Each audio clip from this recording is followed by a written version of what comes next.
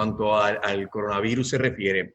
Y al día de hoy, lo que se ha realizado realmente son 65.000 pruebas.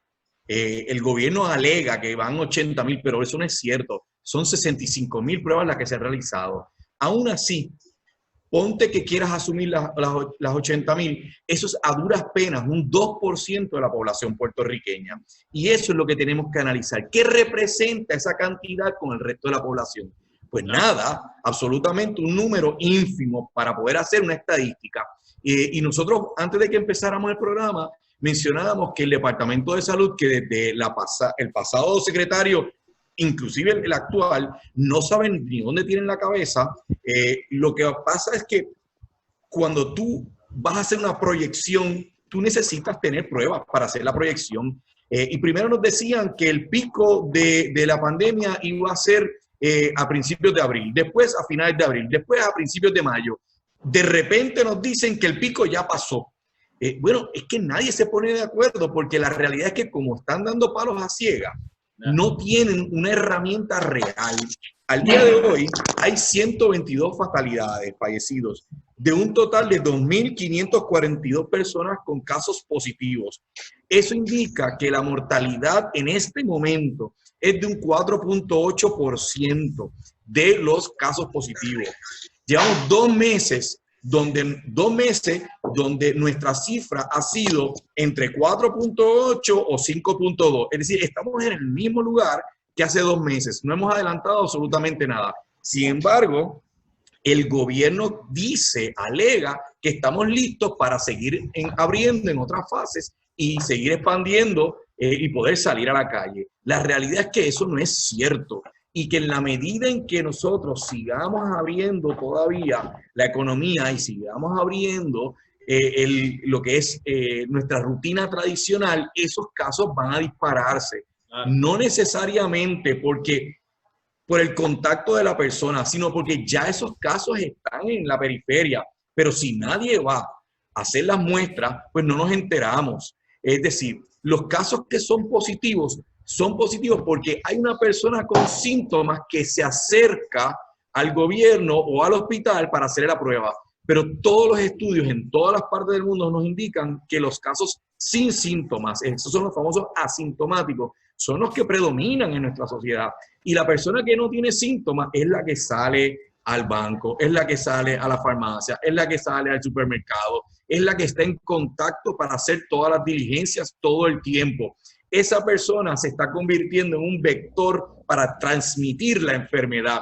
No tiene síntomas la persona, pero con quien tiene contacto sí empieza a padecer al cabo de 7 a 10 días sintomatología del coronavirus. Y eso es lo que tenemos que estar pendientes, que todos los estudios nos demuestran que en la medida en que más pruebas hacemos, evidentemente vamos a tener más casos positivos. Eso es matemática básica. Una de las cosas que el gobierno nunca entendió desde el principio, porque se preocupaba más por el factor económico, cuánto le costaba hacer la prueba en vez del aspecto de salud. Y yo hacía hincapié en que cuánto cuesta una vida. Es lo que teníamos que haber estado pensando. Cada vez que fallece una persona es algo muy costoso para esa persona, para esa familia, para toda la gente que compartió con ella, para los compañeros de trabajo. Esto tiene un impacto inmenso. Todavía no nos hemos recuperado del impacto de María y el gobierno sigue actuando exactamente igual de mal que como lo hizo durante María, dando falsos números, falsas expectativas. En este momento que mencionaste hace unos segundos del famoso seguimiento de los casos positivos, como se le dice en la calle, el tracking, por 2 meses al gobierno de Puerto Rico se le ha estado ofreciendo un sistema de tracking que es eficiente. El gobierno no lo quiso aceptar en ningún momento. Villalba toma esa oferta porque el gobierno central no lo quiso. Y ahora resulta que el gobierno está mirando a Villalba para saber cómo es que lo están haciendo. Mire, compay, esto es básico. A usted se lo ofrecieron primero, pero como está haciendo politiquería barata para saber si es Pierluisi o si es Wanda la que va a ganar la primaria del PNP, se olvidó de la salud del pueblo. Eso es lo que ha estado ocurriendo. Nosotros estamos encerrados en una burbuja donde un sector muy pequeño está controlando nuestras vidas totalmente y nos está limitando y nos está coartando el derecho a nuestra salud y a nuestra vida propia. Y eso es lo más preocupante. Aquí, ¿cómo es posible que Villalba pueda hacerlo y el resto del país no? ¿Quién tiene más recursos? Evidentemente no ha habido un interés de parte del gobierno. Nosotros tenemos que analizar primero la cifra general. Hay que hacer muestras a toda la mayor cantidad de personas posibles en el país, tengan o no tengan síntomas. Esa cantidad que se le haga, mientras más sea, vamos a poder tener, sí es verdad, una mayor cantidad de positivos, pero el porcentaje, si ampliamos la muestra, el porcentaje va a disminuir. Evidentemente, si podemos saber quiénes están ya con unos casos positivos, podemos también ayudarlos de una manera con un seguimiento adecuado y con sus médicos. Podemos trabajarlos adecuadamente en los hospitales. Los hospitales tienen espacio, no hay que estar pagándole a amigos del alma, creando APPs a última hora, en 24 horas, para que en el centro de convenciones hagan un hospital o en el Choli hagan otro hospital. Tenemos espacios en los hospitales en Puerto Rico en este momento para atender lo que está ocurriendo. Y lo que tenemos que hacer es hacerlo de una manera paulatina, escalonada, donde nosotros podamos atender esa población en los distintos sectores que tenemos en el país y no concentrarnos solamente en el área metropolitana. ¿Por qué digo esto? Sí, una pregunta, ya que menciona los hospitales, ¿verdad? ¿Cómo podemos hablar de cómo se ha trabajado esto en el área, ¿verdad?, hospitalaria? ¿Cómo han desmantelado, ¿verdad?, ya el sistema público y privado también? Porque no es tan eficiente, ¿no? ¿Y cómo usted ve, o cómo ustedes, ¿verdad?, como doctores, han podido ver cómo han manejado esta situación en los hospitales? Bueno, lo primero que tengo que mencionar es que aquí se puede ir una hora completa de discusión, es que los efectos que estamos viendo del desfase salubrista que hay en el país tienen que ver con la privatización del sistema de salud. Y hoy estamos pagando los errores de Pedro Rosselló, porque vendieron nuestros hospitales, que era la joya de Puerto Rico a nivel salubrista, con defectos, porque no podemos tapar el cielo con la mano. Tenía sus defectos, pero no eran irreparables. Había que administrarlos adecuadamente y podíamos tener un sistema que fue modelo para el resto del mundo en muchos otros aspectos. Es un modelo que le llaman el Plan Arbona, donde teníamos centros primarios, es decir, un centro de diagnóstico y tratamiento en todos y cada uno de los municipios. Algunos municipios tenían más de uno. Tenemos centros secundarios, que eran nuestros hospitales subregionales, teníamos los centros terciarios, los hospitales regionales, y nuestra joya, ¿verdad?, de la corona, el hospital supraterciario, que era Centro Médico de Puerto Rico. Hoy en día prácticamente lo que nos queda es el Centro Médico de Puerto Rico, porque todo lo demás se ha privatizado. Y eso lo que implica es que la gente que ha comprado esos hospitales tienen un solo interés, que es producir dinero. No tienen el interés genuino de ayudar a la gente y sacar la salud hacia adelante. Ahí podemos seguir debatiendo las filosofías de lo que debe ser. Los hospitales ahora mismo privados están padeciendo una crisis económica porque ha disminuido la cantidad de pacientes que tienen hospitalizados y ellos han tenido que, bueno, estamos votando empleados en un momento como esto, lo que son enfermeros, terapistas respiratorios, que llevan años luchando para que la legislatura la apruebe, la colegiación, no los han escuchado nunca, cobran una miseria a los terapistas respiratorios. Hoy en día eso es un renglón en la salud que es sumamente importante, porque adivina que cuando un paciente, entre otras cosas, necesita intubación y estar en un ventilador mecánico, la persona que va a estar más tiempo con ese paciente precisamente es el terapista respiratorio, que va a estar haciendo un montón de trabajo con ese paciente para mantener tanto el tubo endotraqueal como el ventilador mecánico en su mejor momento de trabajo, minimizando ese proceso infeccioso que pueda ocurrir. Así que tenemos unos sectores de salud que han sido olvidados completamente y que el gobierno no los ha tocado, no los considera. Enfermería, estamos despidiendo enfermeras de los hospitales privados porque los hospitales privados no tienen los recursos, están en números rojos, algunos ya se han reunido y están hablando de quiebras y de posibilidades de cerrar completamente. Y sabemos que, por ejemplo, la zona sureste de Puerto Rico, esa que es dominada por Guayama, donde existió en Arroyo el Hospital Lafayette, donde existió en Guayama el Hospital Santa Rosa, y aparte de eso estaba antes el subregional de Guayama, que ahora es un hospital privado. Hoy en día lo que queda es solamente ese hospital en Guayama. Santa Rosa quebró, Hospital Lafayette cerró. ¿Quién le va a dar servicios a esa población? Un solo hospital. Pues evidentemente cuando venga la ola que va a venir, no va a dar abasto. Y estas cosas se pudieron haber trabajado adecuadamente. Nosotros tenemos que tomar en consideración también los aspectos históricos. Y aquí la última pandemia, mal llamada la pandemia española, la influenza española, perdón, y digo que es mal llamada de esa manera porque fue en España que se escribe originalmente sobre ese tema, pero el primer caso surge de Kansas, Estados Unidos, y precisamente llega a Europa después de la Primera Guerra Mundial que se expande, porque es durante la Primera Guerra Mundial que esos soldados norteamericanos llegan allá y llevan la influenza a Europa.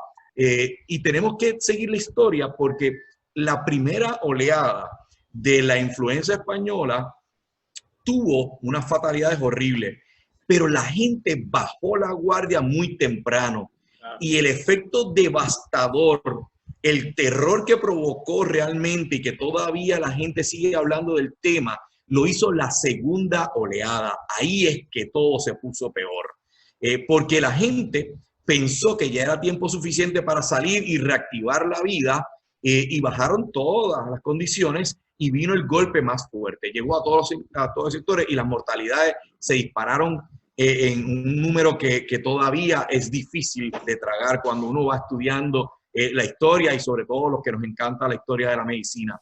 Así que tenemos que evitar eso. En este momento, con los porcentajes que estamos obteniendo actualmente, si no bajamos la tasa de mortalidad, si no bajamos el porcentaje de contagio, estamos hablando de que Puerto Rico pudiese llegar a unos números similares a las fatalidades de María.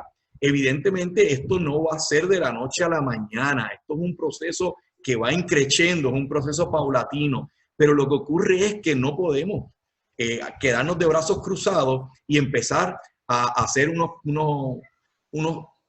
tratos distintos porque la economía o unos sectores económicos están desesperados por abrir. Entendemos que esto ha impactado a todos los sectores sociales de la isla, unos más que a otros, evidentemente, pero también tenemos que ser muy rigurosos en la manera en que empezamos a soltar la rienda para poder restablecer nuestra vida. No podemos hacerlo de la manera en que lo hemos establecido, precisamente porque no tenemos números. Para uno empezar a abrir el país, tiene que tener más números, tiene que tener 2 semanas con unos números que nos digan y nos evidencien que la cantidad de contagio está disminuyendo y que las mortalidades también están disminuyendo. O sea, tenemos que esperar un tiempo para que esos números vayan bajando. Las cifras, todos los días lo que nos dice es que están aumentando. Y en la medida en que abramos más el espacio para el comercio y para nuestra actividad diaria, evidentemente esas cifras se van a seguir disparando. Así que tenemos que tener mucho cuidado. El gobierno da 2 pasos para el frente y 5 para atrás. Tan cerca como hoy, ya la gobernadora dijo que el lunes los centros comerciales no van a abrir, los salones de belleza tampoco, las barberías tampoco. O sea, estamos echando para atrás después que habíamos dicho algunos aspectos, y es porque no se hicieron los análisis correctos, porque no hay números todavía. El Departamento de Salud está peleado, está empleitado actualmente con la oficina de estadística. Señores, o sea, si no tenemos 2 equipos que tienen que trabajar en conjunto, trabajando a la par, pues no tenemos nada. El Departamento de Salud no es quien se está haciendo responsable de las pruebas. Se lo ha dejado, se ha lavado las manos como Pilato y le ha dejado todo el trabajo al sector privado. Eso es una responsabilidad del Departamento de Salud, del sector público. Me alegra que el sector privado ahí esté colaborando y ayudando, pero la responsabilidad recae en el sector público, en el Departamento de Salud, primero su secretario y hasta la gobernadora. Ellos son los responsables de lo que está ocurriendo hoy en día y no le pueden echar la culpa al individuo porque ellos son los que ponen las directrices y ellos son los que tienen el control de nuestra población. Así que echarle la culpa a la gente es una manera muy fácil de lavarse las manos nuevamente y tirar el tostón para otro lado cuando recae la responsabilidad sobre ellos mismos. Oye, pero no, me gusta, estoy de acuerdo con lo que dices, pero hay otra agencia que tampoco está ayudando a sopesar la cosa y nos empuja a regresar a nuestros trabajos, a nuestros empleos, que es el Departamento del Trabajo, que no desembolsa las ayudas, te ponen miles trabas, ahora lo que se supone que te llegara ahora lo tienes que solicitar. Y bueno, la cosa es que nos han dejado completamente en el abismo, que decimos, bueno, necesito trabajar para poder tener, para poder comer. Pero si salgo, hay una respuesta sanitaria que no se ha hecho. Es una encrucijada terrible. Muñiz. José.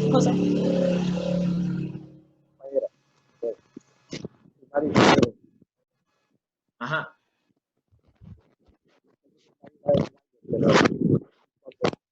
Abrir la economía. No te escuchas. No se escucha. No te escuchas, Debe ser la conexión. Sí. No, pues, hablando, ¿verdad? Volviendo al tema. Ya, ¿verdad? Ya como bien menciona el doctor Piñero, hay muchos hospitales que están despidiendo empleados, ¿no? Que son básicamente los que están ahí en primera línea, que es como los enfermeros, pero también, como bien mencionó Ángel, hay ¿verdad? Despides a estos empleados, pero entonces no tienen alternativa porque les dice solicitar desempleo, pero sabemos ya que el Departamento del Trabajo ha sido un departamento que no ha respondido como debiste responder, ¿no? Con la premura que la gente necesita, vamos, para poder llevar sus alimentos al hogar. Entonces, tenemos esto en un lado y por otro lado, estás también empujando a las personas a trabajar, por decir así, como dicen en la calle, por debajo de la mesa, ¿no? Porque es un asunto de vida o muerte, ¿no? Es un asunto de supervivencia.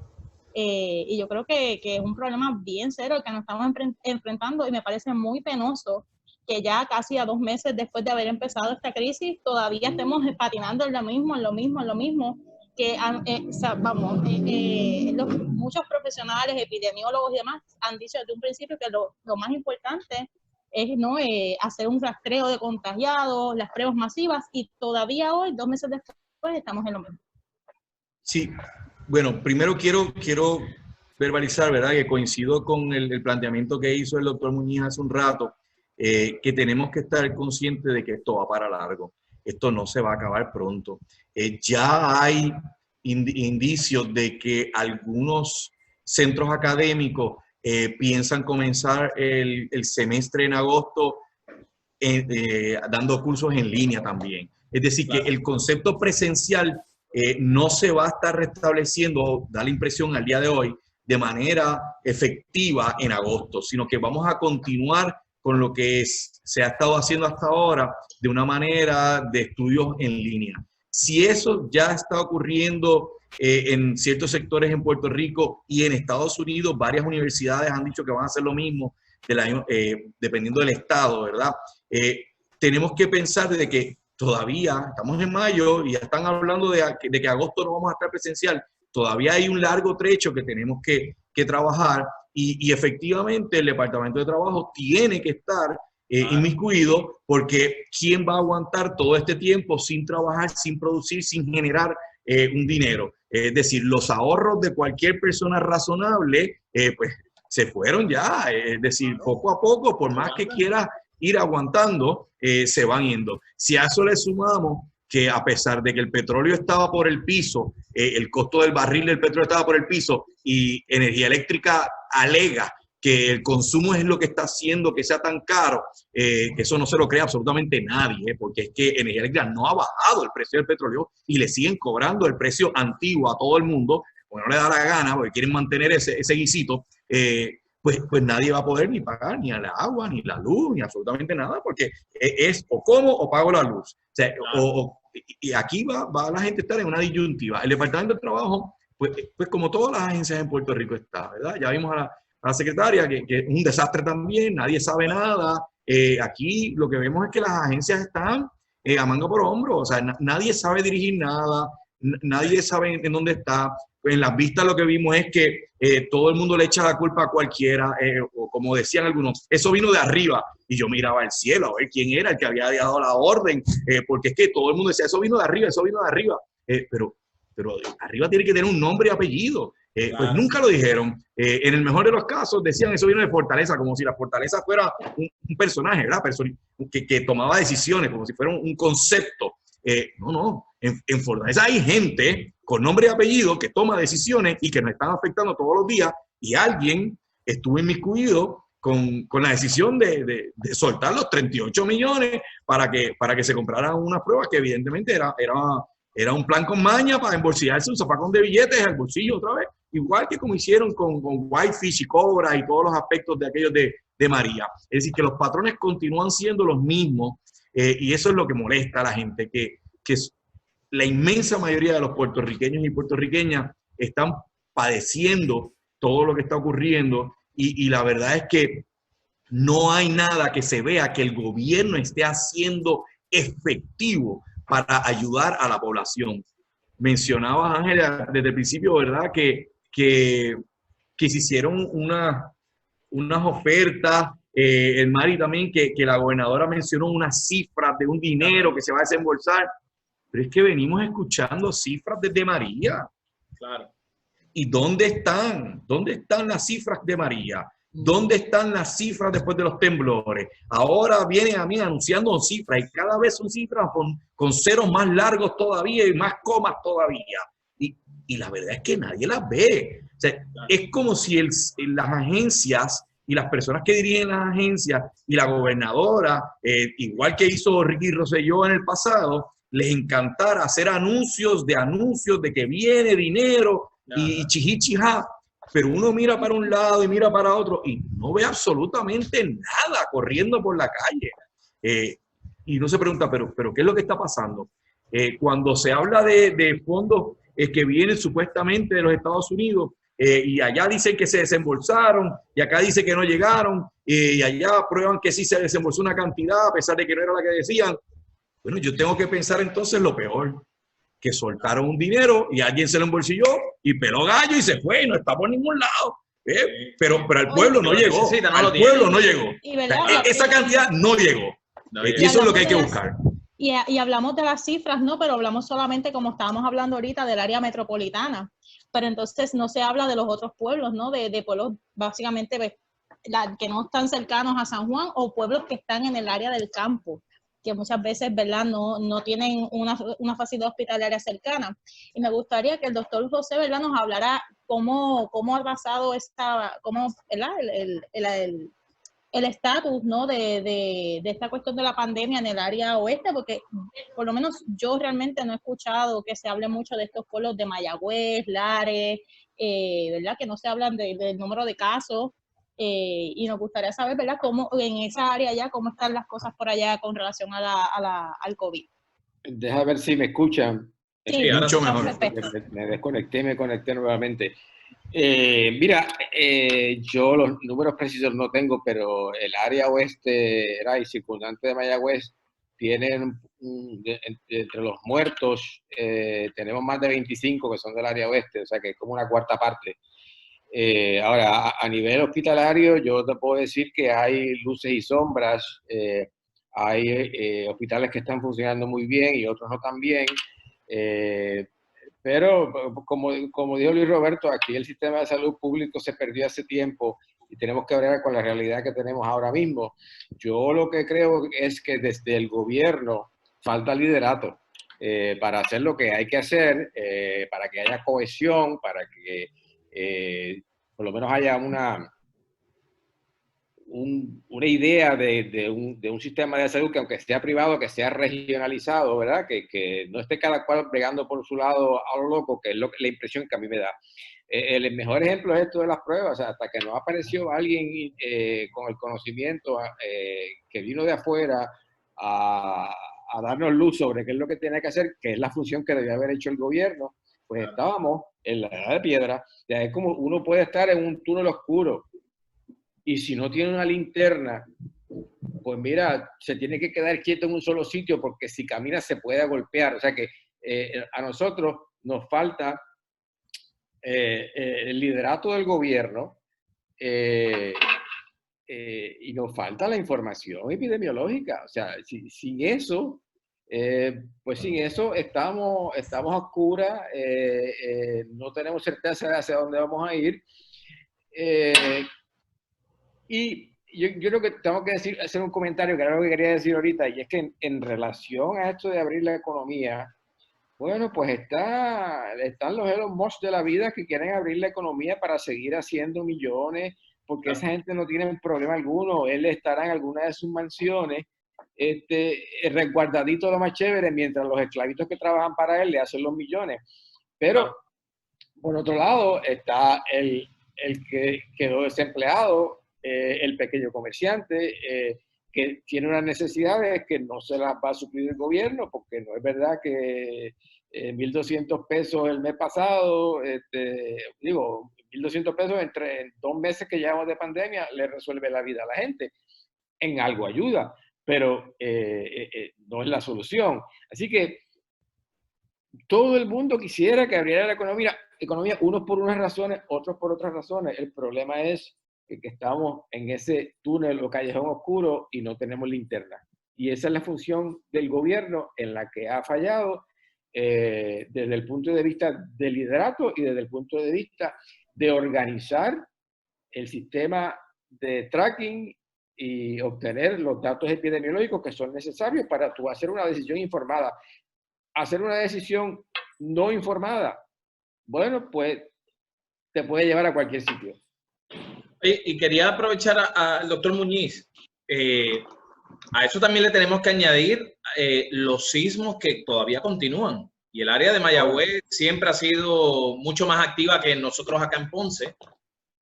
Pero los temblores no cesan. Ahora está en medio de Ponce y Mayagüez, porque Guánica, esa área de ahí. So que entonces se precariza muchísimo más las condiciones de salud, las condiciones económicas. Entonces no hay ese rescate, por decirlo de alguna manera, de parte del gobierno como entidad que ayuda a su pueblo.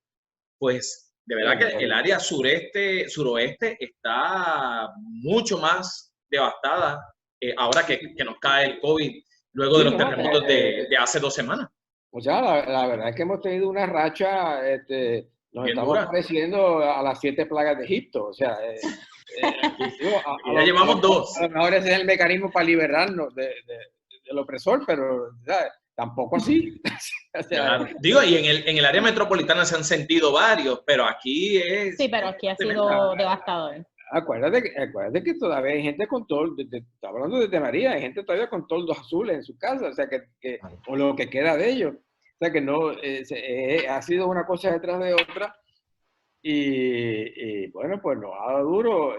Si hemos logrado echar para adelante lo que hemos podido echar para adelante, porque hay gente solidaria, porque nos ayudamos los unos a los otros, porque si fuera a cuenta de lo que viene de arriba, bueno, pues estaríamos mucho peor de lo que estamos. Pero él hace, si mal no recuerdo, y le pregunto a ambos, creo que fue el cuatrenio de Alejandro García Padilla, el mal gobierno de Alejandro García Padilla, en donde se divulgó la noticia de la fuga de médicos. Las condiciones económicas continúan, ¿verdad? Terribles, pero en ese momento, ¿verdad? Se estaban apretando y muchos médicos comenzaron a irse de Puerto Rico. María, terremotos, pandemia, una reapertura escalonada. Médicos, ¿dónde están? ¿Todavía esa fuga continúa? ¿Ha habido algún tipo de freno? ¿Dónde estamos con ustedes? No, en cuanto a ese tema, te puedo mencionar que la fuga de médicos sigue a pasos agigantados. Wow. Después de María continuó, después de los temblores también, y yo te puedo asegurar que después de que termine la pandemia va a haber una fuga grande. Pero eso tiene otros aspectos aquí que ver, y más que todo tiene que ver con la gran mafia que son las aseguradoras médicas. Y digo mafia porque aunque están legalizadas, tienen un poder y y sus decisiones matan personas. Por eso es que la llamo como mafia, ¿verdad? Cuando ellos determinan no hacer X estudio o no hacer tal procedimiento, eso tiene un efecto en el paciente. Esas son las intocables porque esas aseguradoras médicas son las que le llevan las campañas a los candidatos que han ganado. Vimos el caso de Aníbal cuando él sacó el cheque, evidentemente, de una de esas aseguradoras. Y sabemos que esas son las aseguradoras que también respaldan continuamente tanto a candidatos PNP como populares. O sea, esto hay que pararlo en algún momento, porque están totalmente descontroladas y el poder que tiene es inaudito. O sea, no se puede hacer una buena salud al pueblo puertorriqueño cuando quienes dominan el concepto de salud, su única preocupación es si está soleado o no está soleado para ir al campo a jugar golf. O sea, eso no puede ser las personas que dirigen la salud. Y lo hemos visto con todo lo que está pasando hoy en día, que el Departamento de Salud no está tomando decisiones. ¿A quién traen? Pues a los amigos del alma, a las conexiones que vienen del COI y de otras personas que están fuera del país, Elías Sánchez y una amiguita de él, son las que acomodan, que son las que tienen el contacto con X o Y aseguradora. Eso es lo que vemos todo el tiempo. Así que ese tema sigue caliente. Lamentablemente tenemos que, por ahí, yo de la infancia leía Mafalda, me encantaba, y ella tenía una frase, ¿verdad?, que decía, lo urgente no nos deja hacer lo importante. Y estamos pasando por eso realmente. En cuanto a lo que decía doctor Muñiz, ¿verdad?, sobre la falta de liderazgo, miren, algo tan sencillo como la primera conferencia de prensa de la gobernadora, que dijo que el hospital que iba a recibir estos pacientes era el Hospital Regional de Bayamón. Ajá. Nosotros en el ambiente médico le llamamos URRA, por las iniciales, Hospital Universitario Ramón Ruiz Arnao. Cariñosamente le decimos URRA, ¿verdad?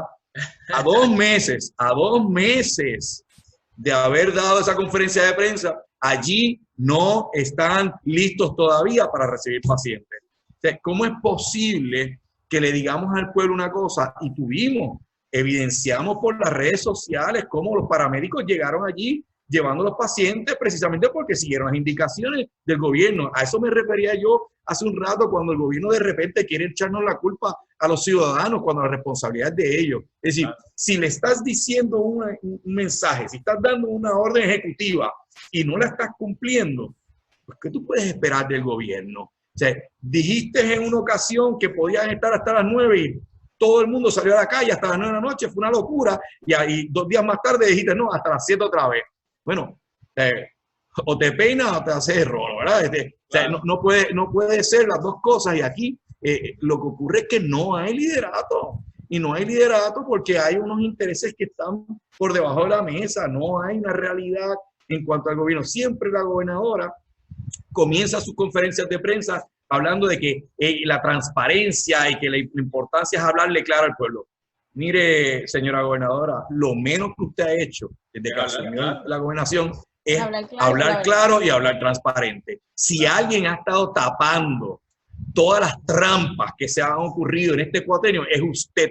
Lo ha hecho como gobernadora, lo hizo como secretaria de Justicia.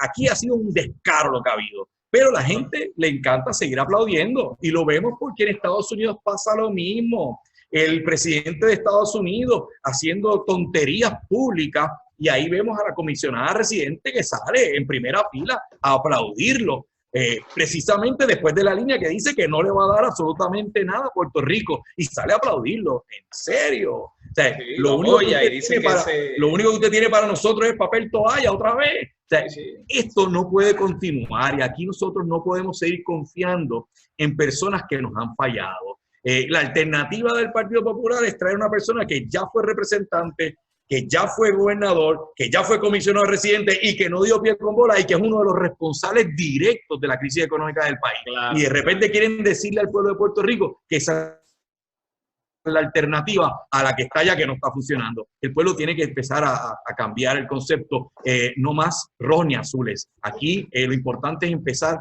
a buscar un liderato que sepa trabajar con las condiciones que tiene, que conozca del aspecto. Y digo conocer porque ahora resulta que le encanta al gobierno también nombrar personas de agencias que no tienen un trasfondo para controlar esa agencia. Ahí se está discutiendo hoy el nuevo nombramiento del Departamento de la Familia. sea, una persona que no tiene el trasfondo para estar ahí, podrá haber estado en otras áreas. Lo mismo nos ha pasado en el sector salud. O sea, ¿qué tiene que hacer Mabel Cabezas en el sector salud? Absolutamente tomando decisiones nada, y diciendo nada. dónde tiene que comprarlo. Buscar fondos para el PNP. Bueno, entonces eso es lo que está planteando. Cuando un secretario, y esto hay que decirlo, Puerto Rico no puede tener secretarios de ninguna agencia trabajando a medio tiempo. Y en el sector salud, menos todavía. Y ya llevamos varios cuatrienios de rojo y azules que se les ha permitido a los secretarios de salud continuar con su trabajo fuera de la Secretaría de Salud por una dispensa que se le da. Y entonces vemos estos casos. Entonces, tú no puedes, o eres secretario de salud o sigues haciendo tus procedimientos quirúrgicos y tus evaluaciones afuera, pero no puedes estar a medio pocillo. Y lo que ocurre es que cuando se está a medio pocillo, estas son las consecuencias que tenemos. Sí, lo utilizan, la compra de lo que le llaman la puerta giratoria, que entonces lo utilizan para beneficiar a la empresa ciertos privada. Sectores porque tienen que dejar a cargo a alguien, porque ellos no están físicamente allí presentes para saber lo que está pasando día a día. Nunca saben nada. Se crea un task force. Mire, la idea de crear un equipo de trabajo de personas conocedoras de la materia es una buena idea. Es una buena idea. Lo que está mal es que algunas de esas personas utilicen esa posición para también beneficiar a amigos del alma. Claro. Esas personas hace rato debieron haber renunciado del equipo de trabajo, del Task Force, y yo, si hubiese estado en el equipo de trabajo solamente por estar junto a ellas, hubiese renunciado por dignidad propia. Porque tú no puedes tener personas que están al lado porque manchan la reputación de todos los demás. No, o sea, cuando uno se respeta... La misma dinámica de los almacenes, ¿sabes? Ya, claro. Hemos visto ya como que siguen en el mismo ciclo, ¿no? De corrupción, de cuán dañino es la corrupción y cuán adentrada está la corrupción dentro del gobierno. Sí. No solamente, ¿verdad?, el gobierno central, sino las agencias también tienen, ¿verdad?, están con ese mismo problema. Cuando uno se respeta a sí mismo, uno tiene dos opciones cuando ve una situación como la que ocurrió con el Task Force médico. O se va la persona que está siendo señalada o me voy yo. Pero no podemos continuar porque es que, o sea, esto siempre va a empañar, o sea, todo lo poquito bueno que se pudiera hacer. Y el punto es que ya ni se oye. Ya ni se oye por ningún lado porque han metido las patas en todas partes y haciendo el ridículo en las vistas públicas sin poder contestar. Y eso no necesita en Puerto Rico. Perdieron toda credibilidad. Toda credibilidad. Todo el trabajo perdió, lamentablemente, y había alguna gente buena en ese grupo. Sin duda alguna. Algunos de ellos se fueron, pero bueno. Yo antes de terminar, yo quería hacer un comentario sobre la fuga de médicos. Javier, rapidito, es que tengo que decirlo. Recuerda que el camino al infierno está lleno de buenas intenciones. Y eso no se nos puede olvidar, ¿verdad? Habrá gente buena en el Task Force, pero si estaban en ese grupo que tenía una manzana podrida, va a dañar el equipo entero. Yo creo que hay gente en ese grupo que no se debía haber dejado de utilizar, ¿verdad?, desde el principio, pero a lo mejor creyeron que la gobernadora estaba en eso de buena fe y pues, yo creo que ese fue el error. A mí, yo tengo un muy buen amigo a quien lo llamaron para eso y él lo vio venir y dijo, no, gracias, llámense a fulana. Pero mira, en cuanto a la fuga de médicos, yo creo que eso se ha detenido momentáneamente precisamente por la pandemia, porque en Estados Unidos leía yo el otro día que hay prácticas médicas que han tenido que recurrir a GoFundMe para que le entre algún dinerito para poder funcionar. O sea, allí estamos hablando de un país que le está entregando $500 billion a compañías multimillonarias o billonarias. Básicamente un cheque en blanco para que lo gasten como les parezca, pero no puede ayudar al médico que está tratando de ver pacientes en su oficina. O sea que en el país más rico del mundo una práctica médica tenga que recurrir a GoFundMe, pues es verdaderamente una desgracia. Aparte de eso, yo estoy de acuerdo con Luis Roberto. Después que pase la pandemia y que las cosas vayan normalizándose, la fuga continuará porque la verdad es que las ofertas son extremadamente tentadoras y los médicos que estamos en Puerto Rico estamos aquí porque queremos estar aquí y porque no nos importa ganar a lo mejor una cuarta parte de lo que ganamos si estuviéramos allá.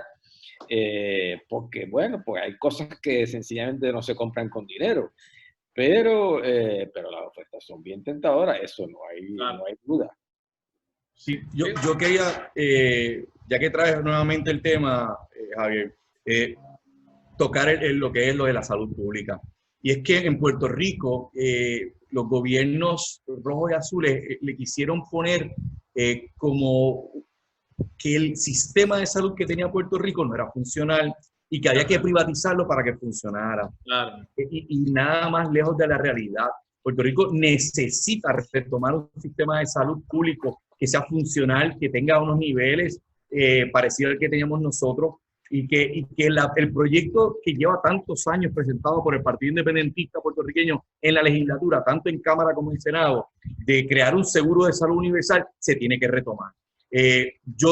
Aquí se dicen mil cosas, que si socialismo, que si la gente va a estar mal. Miren, lo que salvó el primer ministro de Inglaterra precisamente fue el sistema de salud público de Inglaterra. No fue el sistema privado, fue el sistema de salud público. Y tiene que haber pocos países en el mundo que sean más capitalistas que el Reino Unido.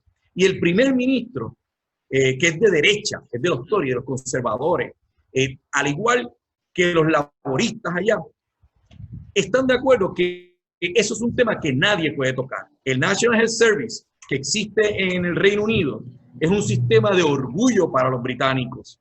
Es un sistema que tanto la derecha como la izquierda de allá defiende cabalmente. Y que el mismo Winston Churchill, en un momento dado, que se oponía a él, tuvo que ceder y aceptar que eso era emblemático para que funcionara todo lo que es el Reino Unido. Con ese mismo orgullo es que nosotros tenemos que trabajar en Puerto Rico para levantar nuevamente nuestro sistema de salud público, creando hospitales públicos y que den un servicio y que todas las personas que laboren en el sistema de salud público sientan el orgullo y que la población vaya a buscar esos servicios porque es el servicio que mejor ofrece resultados, que más rápido se puede atender y que te pueden dar todos los servicios en un centro bien cuidado. Eso no se trata de que de que sea público o privado. Eso se trata de buena administración. Y buena administración puede existir en el sistema público. Lo mismo ocurre en educación, como ocurre en otros sectores de nuestra sociedad civil. Lo que tenemos es que tener personas responsables y que quieran trabajar para que el pueblo, todos, podamos salir beneficiados de eso. Y que cuando nosotros pagamos nuestros impuestos, sepamos dónde están yendo los chavos. Es decir, se paga X cantidad de dinero, pero ahí está el resultado. Se ve en las escuelas, se ve en los hospitales, se ve en la seguridad pública. Sí, porque eso es otro tema, ¿verdad? Seguimos cerrando urbanizaciones y seguimos buscando compañías privadas para dar seguridad, pero no, y la policía, pero el problema es que si tuviéramos el presupuesto y el adiestramiento adecuado, no necesitaríamos estar cerrando todo el país en distintos grupos y células sociales, precisamente porque nadie se atreve a hacer las cosas que tiene que hacer. Así que yo quiero hacer un énfasis en eso, porque en todo este tema es importante lo de la salud pública. Tan es así que España, que venía con una oleada increíble de privatización, durante esta pandemia nacionalizó todos y cada uno de los hospitales privados. Es decir, el Estado tomó en mano y dijo, no señor, aquí lo maneja el Estado porque esto es una pandemia, esto es una situación que tiene que ver con toda la población española. Y empezaron a salir del hoyo. Claro. Tienen unas disyuntivas, tienen unas situaciones porque están viendo una segunda ola, pero no fue a que cogieron el toro por los cuernos directamente que se empezó a calmar. Así que esas perspectivas no pueden olvidarse. La importancia de la salud pública y cómo el pueblo de Puerto Rico necesita, le urge tener un sistema de salud universal que pueda proveerle esos servicios básicos a toda la población sin cuestionamientos de si tienes o tú tienes una manera de pagarlo y tampoco de saber a dónde va dirigido. ¿Por qué digo esta última parte, saber a dónde va dirigido? Como yo mencionaba antes, había un sistema, el sistema Arbona antiguo, un sistema primario, secundario, terciario, superintendencia. Y hay una dirección, los municipios sabían a dónde iban a referir ese paciente cuando se estaba en un nivel que necesitaba más atención. De primario, es decir, alguien de Añasco sabía que iba para para Mayagüez, de Aguadilla, y de Aguadilla, si estaba muy malo, caía en Mayagüez. Estaba todo organizado, había un organigrama completo. En Puerto Rico ahora mismo, si hay una emergencia en cualquier parte, en Maricao, el médico que está en Maricao a las 2 de la mañana tiene que estarle rogando a los médicos de sala de emergencia de todos los hospitales que logre llamar para ver quién le acepta a su paciente. Y no hay una obligación de los otros hospitales de aceptárselo. Es decir, la sala puede estar vacía y de repente dice que esto está lleno, yo no tengo espacio para ti. No hay manera de confirmarlo. Ese médico que está en Maricao tiene que colgar y ante la vista del familiar del paciente que está desesperado allí también, hacer la otra llamada para ver otro hospital que lo pueda llamar. Eso no puede ser la dinámica de Puerto Rico. Eso no, es que hay una vida en juego, ¿no? Claro, claro. O sea, constantemente estamos hablando de que si estos países independientes por ahí, que tienen pocos recursos y todo, no nos damos cuenta que en salud Puerto Rico se ha quedado muy atrás, por detrás de muchas repúblicas independientes latinoamericanas que tienen un sistema estructurado para manejar todo esto. Da mucha pena ver cómo se ha caído el sistema. Lo lamentable es que seguimos mirando hacia donde no tenemos que mirar y tenemos que cambiar, ¿verdad?, esa mirada de túnel y expandir, ¿verdad?, la mirada a otros modelos que hay en otros países muy funcionales, sí. ¿Verdad?, y deberemos darnos la oportunidad de tratar de emular esos servicios de salud. ¿Verdad? Ya hemos hablado un poquito, ¿verdad?, del área médica, ¿verdad?, de cada uno de ustedes. Me gustaría, ¿verdad?, porque ustedes, para los que no los conocen, ustedes son candidatos o futuros candidatos, ¿verdad?, a que aspiran a ciertos escaños. Me gustaría que hablaran un poquito más de su vida política, comenzando por José. Me gustaría, ¿verdad?, que hablara un poquito de cómo del área médica, ¿no?, de ser doctor, pasa al área política, o cómo se inmersa ahí en la política. Yo creo que está al revés. Yo soy independentista, creo que tengo uso de razón ya. En la universidad,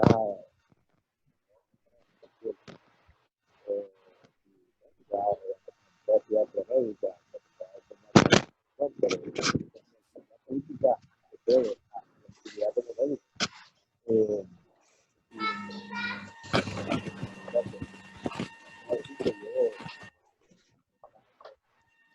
No sé si pudieras acercarte un poco más. Quita en los auriculares. Sí, sí, ahorita te escuchaba. Ahorita se escuchaba perfecto. Sí, pues mira. Ahora.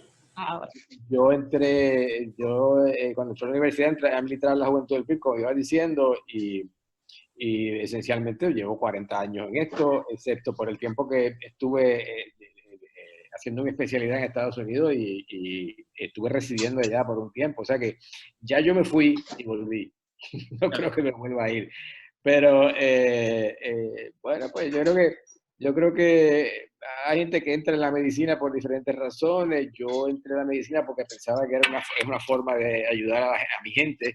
Eso fue lo que me inculcaron en mi casa y tampoco pues nunca lo vi como una forma de hacerme rico ni una cosa que va a ocurrir, nunca ha ocurrido y no va a ocurrir.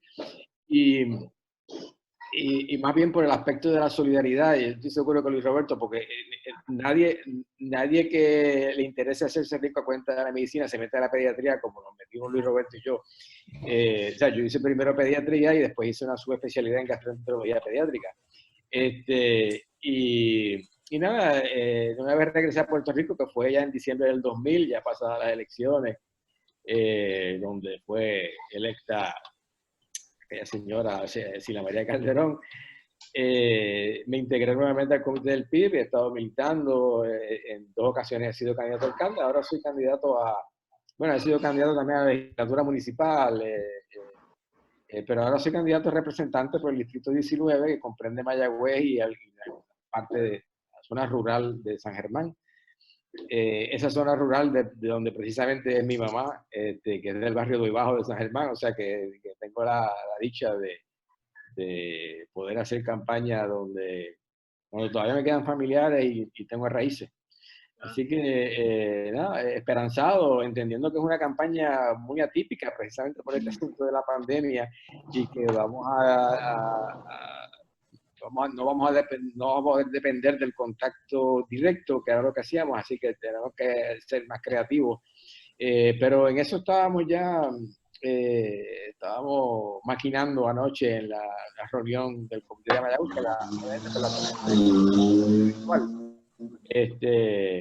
porque tenemos que darle alternativas a este país que no tiene, o sea, que las ha tenido y no las ha querido ver.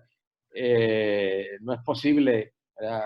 Es insostenible que sigamos cambiando entre gobiernos rojos y azules y nos dan una bofetada y nos vamos para el lado del otro color y de allá nos dan 2 o 3 bofetadas más y volvemos para otro sitio. O sea, la gente tiene que aprender que tiene que salir de ese bipartidismo tóxico, porque ¿qué es tóxico? Claro. Que solamente están en esto de subir al poder para hacerse ricos a ellos y a los suyos. Hace un rato alguien me decía por internet que nadie, o sea, ninguna persona en su sano juicio que se pudiera ganar dinero de otra forma iba a hacer, o sea, iba a querer ser senador o representante. Y yo le decía, bueno, yo te puedo dar ejemplo de 2 con maestría de Harvard y 1 con una maestría en Yale y en Oxford, que han sido senadores y que que se pudieron haber ganado muchísimo más de lo que se ganaban como senadores o representantes y que nunca se les ha podido acusar de un acto de malversación y de corrupción. Así que tal vez tú lo que quieres decir es que en tu partido no vas a encontrar a nadie que esté dispuesto a ganar menos para servir al país, pero eso no es cierto para todos los partidos. Claro. Muy específicas y sinceras y reales palabras, ¿verdad? Ahí están nuestros senadores a través del tiempo del Partido Independentista Puertorriqueño, nuestros legisladores.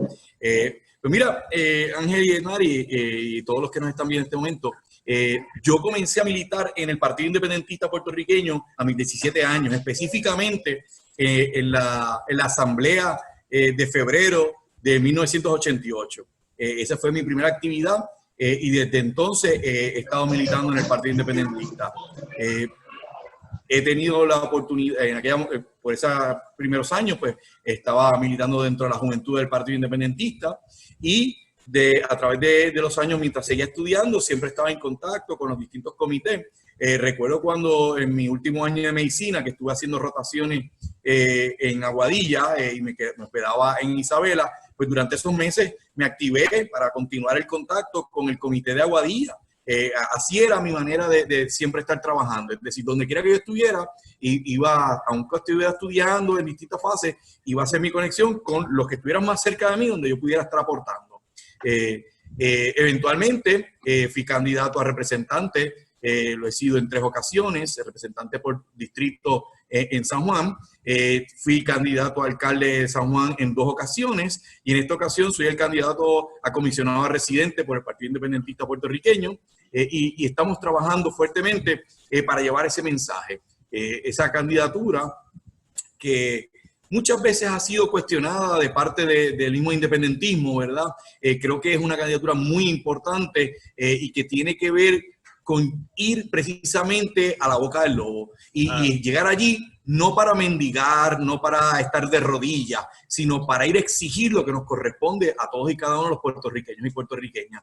Por eso es que he tomado con gran entusiasmo y mucha energía esta candidatura, porque sé que se puede hacer un buen trabajo exigiendo lo que nos corresponde a nosotros. Primero, la libre determinación e independencia para Puerto Rico. Eso es una exigencia que vamos a estar haciendo desde el Congreso, dentro de la boca del lobo. Y segundo, todo lo que nos corresponde. Constantemente aquí escuchamos, ¿verdad?, para volver al tema de la medicina, sobre el dinero de Medicare. Yo quiero decirle a todas las personas que ese dinero de Medicare no es una dádiva que ofrece el gobierno federal. Es el dinero que usted, que me está viendo en este momento o me está escuchando, usted estuvo aportando a través de los años mediante su trabajo y le otorgó a un ente a un tercero que le cuidara ese dinero precisamente para cuando llegara a cierta edad usted poder tener esos beneficios de salud. Claro. Eso es Medicare. Es decir, no es un dinero que nos están dando allá. Ese dinero usted lo aportó, a usted le corresponde, es suyo. Y no nos dan la cantidad que nos corresponde. Mire para allá qué cosa. Tras de que usted siempre le quitan la cantidad total, cuando viene a desembolsar, le dan menos que a otras personas que están en Estados Unidos. No, señor, no. Si usted aportó la cantidad total, a usted le corresponde la totalidad de lo que usted aportó. No menos por ser puertorriqueño que vive en la isla de Puerto Rico. O debo decir, para corregir, ¿verdad? Porque lo correcto es decir el archipiélago de Puerto Rico, porque aquí no nos podemos olvidar de que Puerto Rico es un archipiélago. Y están nuestros compañeros también, los que viven en Culebra, en Vieques, y tenemos otras islas alrededor, ¿verdad? Que pertenecen a este hermoso Puerto Rico. Y eso es lo que vamos allá, a Washington, a exigir lo que nos corresponde, a dar la batalla y a hablar de tú a tú con cada uno de los otros representantes, de los congresistas, para que nos demos a respetar verdaderamente. Porque aquí, hace unos años, el Partido Independentista tenía como lema de campaña para las elecciones, date a respetar. Eso hay que continuar haciéndolo. Ya nos hemos dado a respetar en muchas instancias. Saben que los legisladores del Partido Independentista, tanto en Senado como en Cámara, hacen falta y lo que queremos es que nos demos a respetar en nuestras candidaturas también a la gobernación. Tenemos un excelente candidato con Juan Dalmau, una excelente candidata al Senado, que María de Lourdes, que hizo un trabajo buenísimo, extraordinario, y queremos verla allí sentada nuevamente, y Denis Márquez, que nosotros sabíamos lo excelente que era y entendemos que el pueblo todavía no lo sabía, pero estas vistas han evidenciado el calibre, ese oro molido que es Denis Márquez y cómo ha estado dando cátedra en la Cámara de Representantes de para hacer lo que hay que hacer. Y yo, como candidato a comisionado residente, pues que vamos a estar trabajando. Energía tenemos, entusiasmo también. Lo que hace falta es que usted confíe en nosotros, nos dé el respaldo para romper con la mala costumbre de votar por costumbre, como nos decía Juan hace un tiempo atrás, ¿verdad? Es tóxico, como dice el doctor Muñiz, que la gente continúe votando por rojos y azules a pesar de que son los mismos que les siguen haciendo daño año tras año. El síndrome de Estocolmo completamente, ¿verdad? Como si los tuvieran secuestrados. Y tenemos que romper con todo eso. Me pueden conseguir. Yo estoy en Facebook, Facebook fan, en mi página de fan, Luis Roberto Piñero. Me pueden conseguir en Instagram, Luis Roberto II, y en Twitter, que estamos muy activos, Luis Roberto II. Y los invito a que sigan todos los mensajes porque estamos llevando todo esto que hemos estado hablando hoy con propuestas específicas sobre cómo podemos resolver algunos aspectos y cómo podemos ayudar al pueblo. Están en todas estas herramientas de redes sociales y los invito a que me sigan porque especialmente en esta campaña tan atípica, como decía el doctor Muñiz, las redes sociales tienen que ser la manera en que podamos llevar el mensaje, ya que no podemos ir como nos gustaba tanto hacer, casa a casa, tocando puertas, estrechando la mano, tomándonos un cafecito con las personas y hablando de las problemáticas de los distintos sectores del país. Por lo menos en este momento todavía no se puede hacer. Definitivamente a la brevedad posible que el país pueda, con un sistema real de salud y con protección completa, que se pueda salir a la calle y hacer ese tipo de campaña, pueden contar con que este servidor va a estar tocando su puerta y va a estar saludando, como habíamos empezado a hacer ya en varios municipios antes de que empezara toda la pandemia en Puerto Rico. Pero mientras tanto, tenemos que seguir llevando el mensaje porque no podemos permitir que los que han causado la problemática sigan en las mismas, utilizando todo el andamiaje televisivo, radial, periodístico, para llevar solo un punto de vista. Y peor, cuando ese punto de vista es totalmente equivocado y totalmente erróneo para la mejor salud puertorriqueña y para la mejor economía puertorriqueña. Y digo economía porque evidentemente uno de los planteamientos que hacíamos, y le estoy quitando tiempo al doctor Muñiz, pero que hacíamos es que si no tuviéramos las leyes de cabotaje, pudiésemos estar comprando productos más económicos y hace rato hubiésemos tenido las mascarillas, las pruebas y un montón de situaciones, de herramientas para nuestros hospitales que no tenemos porque hay que seguir utilizando las leyes de cabotaje que tanto nos reprimen al pueblo de Puerto Rico y encarecen todos nuestros productos a nivel nacional. Así que la política está en todo. Se frizó. Te fuiste. Mira, si me da la oportunidad, como dice, no me gusta hablar de política, pues entonces... Ahí está. Se había frizado la imagen. No hay problema, pero le dejamos el paso al doctor Muñiz para que continúe. Doctor Muñiz, le iba a hacer una pregunta, ya que, ¿verdad? Mencioné que usted es candidato, ¿tiene alguna página que las personas puedan, ¿verdad?, accesar y ver sus propuestas como candidato? Mira, yo tengo una página, mi página de Twitter que se llama La Virgen. Creo que J. Javier Pip 19 o Rep Pip 19. Bueno, me pueden buscar por José Javier Muñiz Quiñones o en Facebook, José Javier Muñiz Quiñones. En Instagram no estoy, no creo que me aventure. Pero mira, lo que venía diciendo Luis Roberto de cómo el colonialismo influye en todo, ¿verdad? Hay que pensar en el principio de esta pandemia. El día 2 de enero ya los chinos habían codificado el virus que causa la enfermedad de COVID-19 y 2 o 3 semanas después ya habían surgido las primeras pruebas para detectar el virus. Había pruebas chinas, pruebas coreanas, pero la que predominó, inclusive la que se continúa haciendo, por ejemplo, en Corea del Sur, que es de los países que más pruebas hizo inicialmente, era la prueba alemana. Pero ¿qué pasó? El CDC se decidió que no iban a apoyar esa prueba alemana y que ellos iban a desarrollar su propia prueba. Y les tomó 1 mes y pico más tener una prueba que cuando salió encontraron que tenía un montón de resultados falsos positivos, tuvieron que virar para atrás y volver a hacer, ¿verdad?, análisis.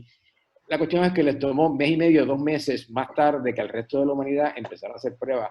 Y a ese barco que se está hundiendo, que estamos atados nosotros. O sea, que sus malas decisiones nos afectan.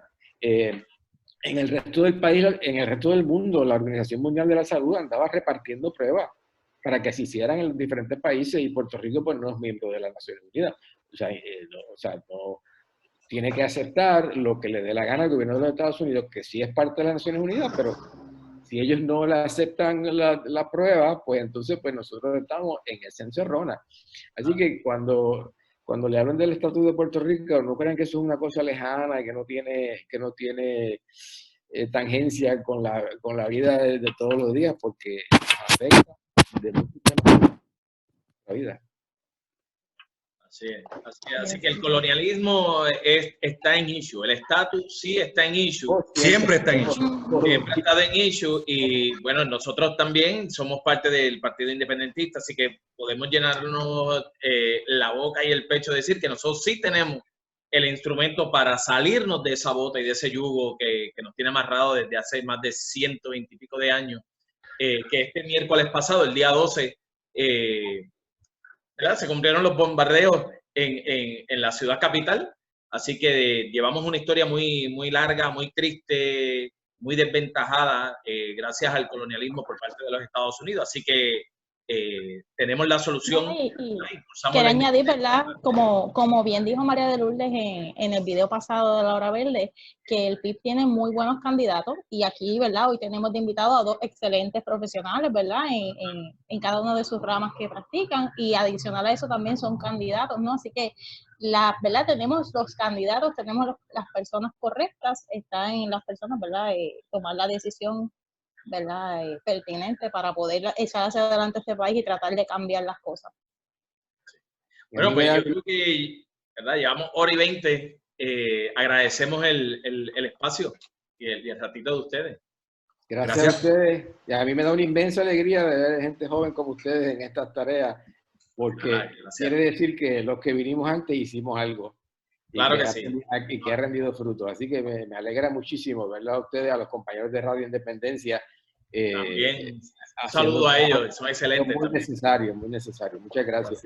Gracias a ustedes. Muchas gracias por la oportunidad y por la invitación y que se repita, que podamos continuar haciendo este tipo de taller, ¿verdad? Que sabemos que hoy en día el potencial que tiene de expansión de a cuántas personas puede llegar es infinito. Y lo que queremos es llegar a todos los rincones de Puerto Rico y estas herramientas son las mejores en este momento para poder llevar ese mensaje. Muchas gracias por todo. Así es. Pues nada, pues vamos a ir cerrando, ¿verdad? Y como ya les dijimos, ¿verdad? Le agradecemos a todos ustedes, ¿verdad? Los que nos han apoyado desde el principio, que empezamos este proyecto, mi compañero Ángel y yo. Por el momento, ¿verdad? Nos vamos a despedir, pero no sin antes recordarles que estamos en Facebook, Twitter, Instagram, YouTube. Nos puedes conseguir como La Hora Verde PR, ¿verdad? Y ahí pues van a poder accesar a las horas verdes que tuvimos ya anteriormente. Vamos a estar posteando diferentes cositas y nada, esperamos seguir contando con su apoyo y por el momento pues nos despedimos. Muchas gracias. Hasta luego. Hasta la próxima. Muchas gracias. Gracias.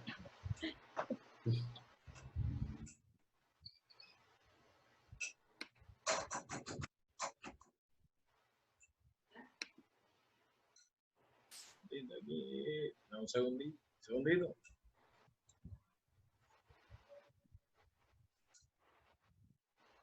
Ok, ya. Vamos. Cerramos. Gracias por todo. Piñero. Y vamos a seguir hablando porque este tema sigue. Da para largo. ¿Entiendes? Sí. Eso es así. Gracias. Bien, pues nada, muchas gracias por todo. Nos Gracias vemos. un montón. Buenas tardes. Nos vemos. Bye. Saludos.